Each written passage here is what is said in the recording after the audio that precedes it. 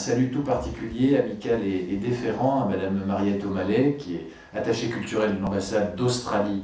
en France et qui est présente, ce qui montre la mobilisation de l'Australie et sa bonne prise de conscience de l'importance de notre manifestation qui, comme vous le savez, bénéficie toujours des mobilisations à un bon niveau des milieux diplomatiques du pays invité. Alors pour comprendre l'importance du thème que nous allons traiter cette année, je pense qu'on parlera du pays invité dans quelques instants également, pour le mieux comprendre l'importance de ce thème, je me référerai, si vous le permettez, à un fait d'actualité. Sur la question des réfugiés de guerre qui, depuis 15 jours, 3 semaines, a à la fois suscité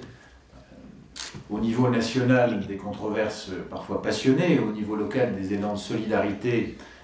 non moins généreux, eh bien sur cette question, on voit bien que l'imaginaire est présent.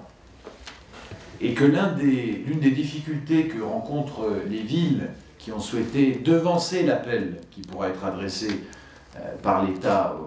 aux collectivités territoriales, l'une des difficultés qu'ont rencontré ces villes, c'est précisément l'absence d'imaginaire dans l'essentiel de la population française autour de la Syrie. C'est un pays qui n'est plus représenté, qui n'est pas envisagé en termes d'imaginaire par la plupart des Français. L'existence ou pas d'un imaginaire géographique pour un espace donné, le rêve qu'on se fait ou qu'on ne se fait pas d'un espace géographique qui existe, cela produit des effets concrets dans notre vie. Il ne faudrait pas s'imaginer que, puisque nous parlons des territoires de l'imaginaire, nous allons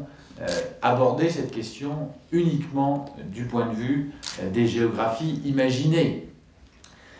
Et c'est l'un des deux points principaux de ce festival, l'une de ces deux originalités, l'un de ces deux fils rouges qui parcourra toutes les conférences, toutes les tables rondes, tous les cafés géographiques,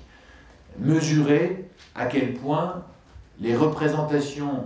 de l'espace que nous nous faisons, d'espace réel, mais aussi les géographies imaginées, produisent des effets dans notre monde. Mais on voit bien que ce thème des territoires de l'imaginaire interroge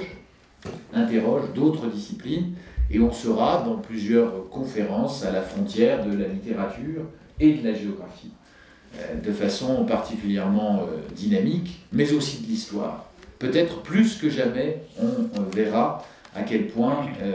l'histoire construit des imaginaires, à quel point la littérature en construit, et à quel point la géographie a vocation à traiter aussi de cette part-là et à se situer au cœur des sciences humaines, ce qui était bien l'un des objectifs des créateurs, des initiateurs du Festival international